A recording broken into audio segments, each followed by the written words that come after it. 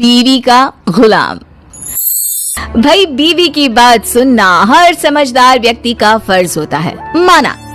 लेकिन ये क्या कि सिर्फ सुनते ही रहो और अपना कोई दिमागी ना हो। अरे सुन रहे हो? अरे सुन ही तो रहा है ना, और कर ही क्या रहा है ये? सुन रहे हो? ऐसे बोलती है जैसे मेरा लड़का बहरा हो। हाँ हाँ बस करिए, अब बहरा ही तो है आपका लड़का। बीवी की बात को जो ना सुने उसे बहरा ही कहते हैं। अरे कहाँ रह गए? सामने से दिनेश हरे रंग की कमीज के साथ पीले रंग की पैंट पहनकर खड़ा होता है। देखो, जरा देखो खुद को। माँ ने तो न जाने क्या क्या पहना कर बड़ा कर दिया, लेकिन फैशन सेंस बीवी ही देती है। देखा क्या जच रहे हो? तभी पास खड़ी बहन आ जाती है। बस एक कमी है भैया, गले में नीले रंग का रुमाल बांध लो, फिर तो पूरा रंगारंग कार्यक्रम लगोगी। ये क्या है भैया, मतलब कुछ भी पहन लेते हो? अरे क्या पहना है ये? वो रंगीला फिल्म में आमिर खान ने भी ऐसी ही ड्रेस पहनी थी। क्यों रमा, कैसा लग रहा हूँ? बिल्कुल आमिर जैसा लग रहा हूँ ना मैं? आमिर खान? वो तो आपके सामने कुछ नहीं लगता है जी। कैसी बात कर रहे हैं आप? तो सभी हीरो से ऊपर हैं। अच्छा चलो, मैं ऑफिस के लिए निकल रहा हूँ, देर हो रही है। अरे भैया ये मत पहन कर जाओ, लोग हंसेंगे। देखो शिल्पी, अपने पति को बताना कि क्या पहनना है और क्या नहीं, समझी? अरे रहने देना बिटिया। पर माँ भाई तो मेरा है ना, तो मैं। अरे रहने देना, जब तेरे भाई को ही कोई फिक्र नहीं है तो तू क्यों चिंता कर रही है उसकी? दिनेश दफ्तर जाता है, जहाँ रास्ते से लेकर ऑफिस तक सब उसे घूरते हैं और मन ही मन हंसते हैं। क्या बात है, ऐसे तो कोई मुझे देखता भी नहीं था, आज देखो कैसे सभी घूर रहे हैं। तभी दिनेश के दफ्तर में काम करने वाली श्रद्धा आ जाती है। क्या बात है दिनेश जी, लग रहा है जैसे कोई हीरो ऑफिस में आ गया हो। अच्छा, मतलब आपको भी पसंद आया? कल से ना मैं ऐसे ही ऑड कॉम्बिनेशंस पहन कर आऊंगा। आपको तो पता ही है कि मेरी नई नई शादी हुई है। तभी दूसरा बोल पड़ता है। ओहो, मतलब पसंद भाभी जी की है। वैसे दिनेश जी, बीवी की इतनी भी बात नहीं माननी चाहिए। जलन हो रही है आपको? श्रद्धा जी ने मेरी तारीफ कर दी तो हैं?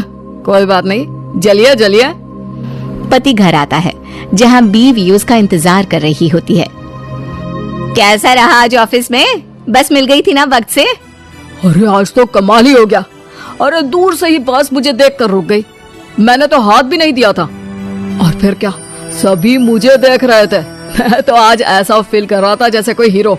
देखा, मेरे कहने पर चलोगे तो राज करोगे पूरी दुनिया में। बेटा खाना लग गया है, चल कपड़े चेंज करके आ जा। लेकिन माँ जी, हम लोगों ने रात का खाना छोड़ दिया है। वो क्या है ना, डॉक्टर भी कहते हैं कि रात को हल्का खाना चाहिए। अरे तो बता देती ना पहले ही, मैंने सबका खाना बनाया है। भाई तू तो खा ले, सब साथ में अब तक खाना खाते आए हैं ना। हाँ ठीक है, मैं कपड़े बदल कर आ रहा हूँ। वैसे माँ मुझे बहुत भूख लग रही है। दिनेश वहाँ से कमरे में चला जाता है, जहाँ उसके पीछे पीछे पहुँच जाती है रमा। ये क्या है जी, जब मैंने कह दिया कि हम लोग रात का खाना नहीं खाएंगे तो क्या जरूरत थी हाँ कहने की? हाँ, आ रहा हूँ। अरे रमा, दूर से घर आता हूँ, खाना नहीं खाऊंगा तो बीमार हो जाऊंगा। अरे चक्कर आएंगे, मर जाऊंगा मैं। कर लो बकवास। आपको पता है ना, मैंने फैशन डिजाइनिंग के साथ डाइटिशियन और फूड टेक्नोलॉजी का भी कोर्स किया था। अरे क्या बात है यार, तुम तो सच में बहुत टैलेंटेड हो। मेरी तो लॉटरी लग गई इतनी टैलेंटेड लड़की से शादी करके। हाँ लेकिन उसकी मानोगे तब ना। अरे रात का खाना पेट में रह जाता है, वो पचता नहीं है, इसलिए रात में खाना नहीं खाना चाहिए। अच्छा तो मैं मना कर देता हूँ। बात तो सही है, रात को तो बस सोना ही है। मैं अभी माँ को मना करके आता हूँ। दिनेश बाहर जाता है और माँ से खाने को मना कर देता है। देख बेटा, ठीक है कि बीवी की बात माननी चाहिए, लेकिन माँ की भी बात सुन ले। हल्का खाना है ना, तो तू ये 1 कटोरी दाल और 1 कटोरी ये हरी सब्जी खा ले, ठीक है? ठीक है माँ, ऐसा करता हूँ। बस भूख तो लगी रही है, पर माँ बताना नहीं, रमा को बुरा लग जाएगा। बस एक शर्त कि तुम रोज ऐसे ही खा कर जाओगे। अच्छा ठीक है, मैं रोज ना सिर्फ दाल और सब्जी खाऊंगा, दिनेश खाकर कमरे में जाता है जहाँ रमा इधर उधर घूम रही होती है। अरे क्या हो गया मेरी डॉक्टर साहिबा को? कुछ नहीं, बस वॉक कर रही थी। रमा को भूख लग रही होती है लेकिन वो करे क्या, कैसे कहे कि चलो दिनेश खाना खा लेते हैं। वहीं दिनेश मन ही मन माँ और बहन का शुक्रिया अदा करता है।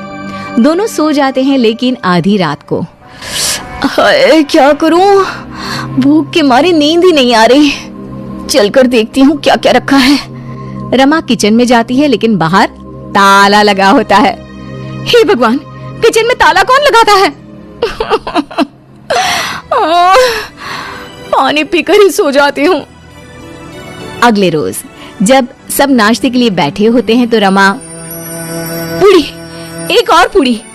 भाभी इतना भी तला नहीं खाना चाहिए, आप तो डाइटिशियन है ना।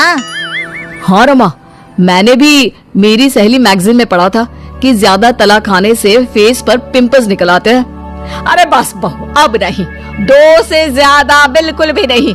अरे कल को तेरा फेस पिंपल से भर गया तो मैं कहाँ इलाज करवाऊंगी?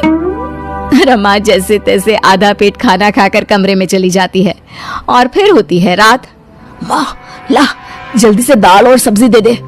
हाँ हाँ लेकिन बेटा बहू, अरे माँ वो डाइटिशियन है ना, उसकी आदत है भूखे रहने की, लेकिन मुझे तो तूने हमेशा खिला पिला कर पाला है।